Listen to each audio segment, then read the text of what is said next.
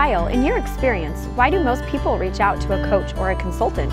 Several years ago, I worked with a really successful consultant, and he would always say, your organization is perfectly designed to get the results that it's getting.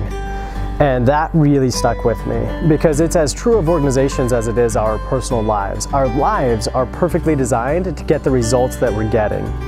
And so most people who reach out to a coach or a consultant, I think it's because they're just not satisfied with the results they're getting, but they don't know where to go in order to achieve those results. How do you approach these situations?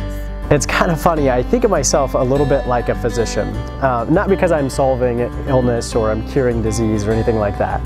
But a physician goes to school and they study things like anatomy and physiology and medicine, and they get out into the workplace and they start to practice that, and they learn how to properly diagnose an illness and align treatments to that illness. And so I went to school and I studied things like psychology and sociology and economics and organizational behavior. And it starts for me with properly diagnosing the issue. People bring me a set of symptoms, and I work to properly diagnose what's actually taking place. And then through experience and having done this a lot, I'm able to align proper treatment methods with it. What else is essential in a successful engagement? And I think that the first part is the diagnosing, and the second part, I'm reminded of a quote from Seneca, and he said, if you don't know what port you're sailing to, any wind is a good wind. And I think the same goes for people that I work with. We've got to figure out what is it that you want to achieve? What is your desired result?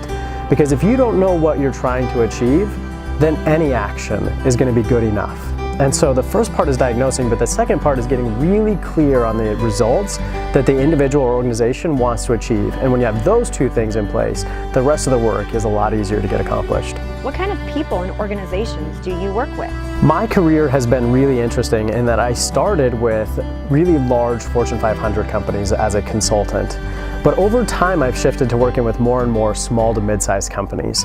And so to say I work with one particular industry or one type of organization or one type of individual is just not accurate, because my passion is in helping people and organizations succeed. And where that organization or that individual's at or the type is much less important to me than whether or not I feel like I can actually help them achieve something extraordinary. What makes you different than any other coach or consultant?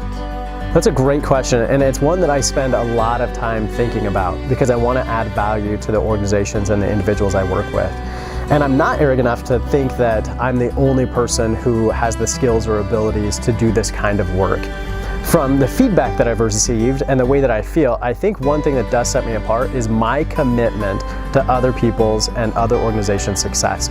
Because I am truly 100% committed to helping you achieve your extraordinary and giving everything I've got to do that.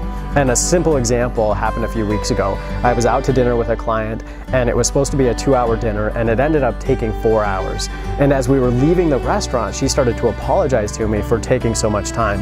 And I had to stop her and say, I don't think you realize how much I love doing this work and helping other people succeed. So even if that dinner had taken another 4 hours, I would have been 100% engaged in the conversation and helping to achieve extraordinary results. That's my commitment.